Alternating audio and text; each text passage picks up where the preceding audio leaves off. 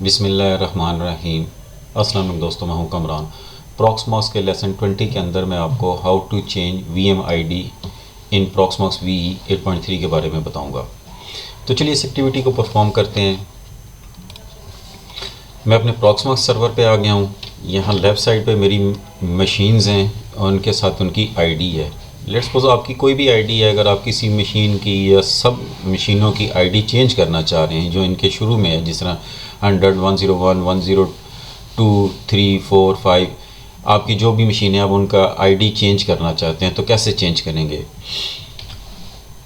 Proxmox यहाँ मैं shell पे आ जाता हूँ। हम कुछ कमांड्स हैं, उन कमांड्स के थ्रू हम इनकी ID चेंज कर लेंगे। यहाँ मैं जूम कर लेता हूँ। सबसे पहले आपने करना है cd/etc/pve/local/emu सर्वर ls करते हैं यहाँ। अब यहाँ मेरी एक मशीन है, मैं आपको 104 विंडो 11 न्यू, इसकी ID ये है 104.com। इसको चेंज करते हैं, इसकी ID मैं 204 कर देता हूँ।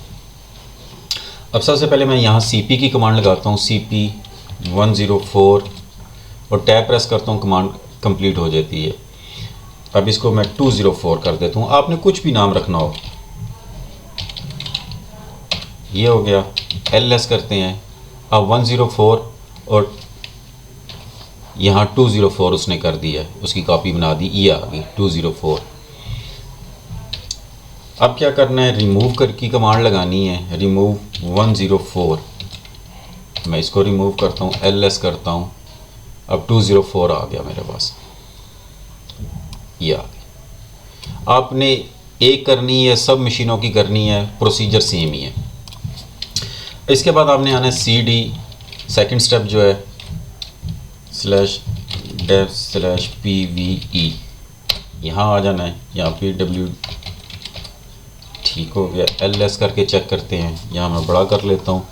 अब यहाँ ये स्वैप फाइल और रूट फाइल का पाथ दे रहा है मुझे, ये मेरी जो डिस्क हैं। अब जितनी भी मेरी 10 डिस्क हैं 104, इनको रीनेम करना है मैंने। अब 104 डिस्क 0, 104 डिस्क 2, 104 डिस्क 1, ये VM10 डिस्क ये।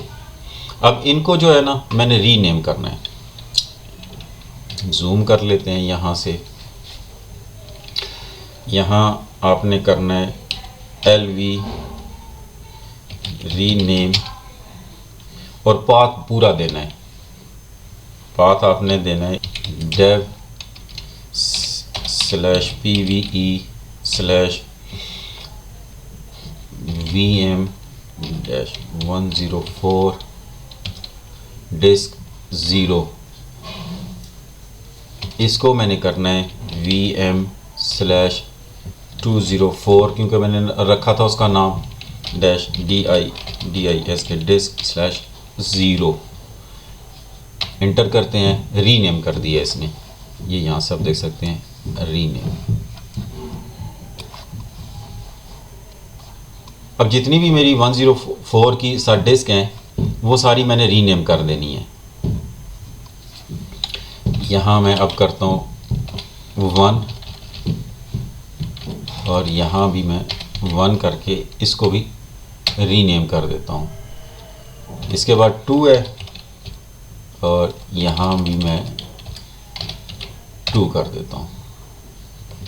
अब LS करके चेक करते हैं। अब यहाँ से आप देख सकते हैं जो मेरी 104 थी उसको मैंने रीनेम कर दिया 204 डिस्क 1, 204 डिस्क 0, 204 डिस्क 2, इनको रीनेम कर दिया है। रीनेम करने के बाद वापस आते हैं cd/etc/pve/local और /emu सर्वर LS करते हैं। अब यहाँ आपने नैनो की कमांड लगानी है, nano204.conf। हमने इसके अंदर एडिटिंग करनी है।